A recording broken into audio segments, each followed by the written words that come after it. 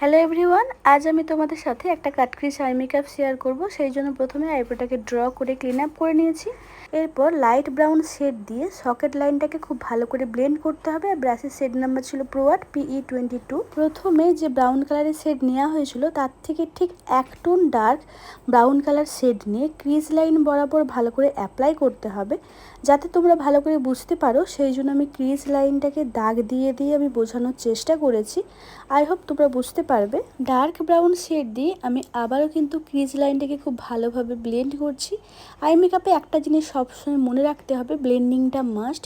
কোথাও যেন কোনোভাবে হার্স লাইন না পড়ে থাকে বা কোনো কালারের লাইন যেন না পড়ে থাকে, তাহলে দেখতে খুব খারাপ লাগবে। আর একটা জিনিস মনে রাখবে, আমি ঠিক যেইভাবে আইব্রোর আর্চ লাইনটা ধরে আছি ওইভাবেই কিন্তু টান টান করে তোমাদেরও ধরে রাখতে হবে, তাহলে ব্লেন্ডিং করতে খুব সুবিধে হয়।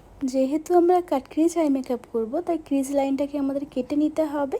আর কাটিং করার সময় একটা কথা মনে রাখতে হবে, ক্রিজ লাইনটা যেন খুব সুন্দরভাবে নিট অ্যান্ড ক্লিনভাবে কাটিং করা হয়। লাস্ট ইউজ করা ডার্ক ব্রাউন শেড দিয়ে আউট কর্নার থেকে ইনার কর্নারের দিকে খুব ভালো করে কিন্তু ব্লেন্ড করে নিতে হবে, তাহলে আই মেকআপটা দেখতে অনেক সুন্দর লাগবে। এরপর একটা ফ্ল্যাট ব্রাশ দিয়ে তোমরা তোমাদের পছন্দ মতো শিমারি কালার অ্যাড করতে পারো। ঠিক যেখানে আমরা কাটক্রিজ করেছিলাম ওই লাইন বরাবর, ওর থেকে ওপরে ওঠা যাবে না, তাহলে আমাদের কাটক্রিজের লাইনটা নষ্ট হয়ে যেতে পারে। কেউ কেউ এই জায়গায় শ্যালো টিপ বসিয়ে দেয়, সেক্ষেত্রে মডেল বা ক্লায়েন্টের খুব ইরিটেট বোধ হয়। সেক্ষেত্রে তোমরা ওয়াইপ দিয়ে এইভাবে কিন্তু পরিষ্কার পরিচ্ছন্নভাবে কাটিং করে নিতে পারো।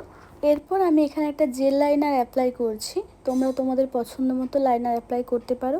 আর আই মেকআপ তখনই বেশি সুন্দর লাগে যদি আমরা লাইনারটা খুব সুন্দরভাবে পরে, এটা তোমাদের মাথায় রাখতে হবে। আইব্রো আর্চ লাইনে আমি হাইলাইটার অ্যাপ্লাই করছি। হাইলাইটার অ্যাপ্লাই করার পরে এখানে একটা দাগ পড়ে থাকে, সেটাকে ক্লিন করে নেওয়ার জন্য আমি প্রথমে যে সকেট লাইনে কালারটা অ্যাপ্লাই করেছিলাম, জাস্ট ব্রাশটা নিয়ে শুধুমাত্র একটু ব্লেন্ড করে নিলেই হবে। এই ছিল আজকের আই মেকআপের ফুল টিউটোরিয়াল। কেমন লাগলো আমাকে কিন্তু অবশ্যই কমেন্ট করে জানাবেন। ভালো লাগলে একটা লাইক করবেন।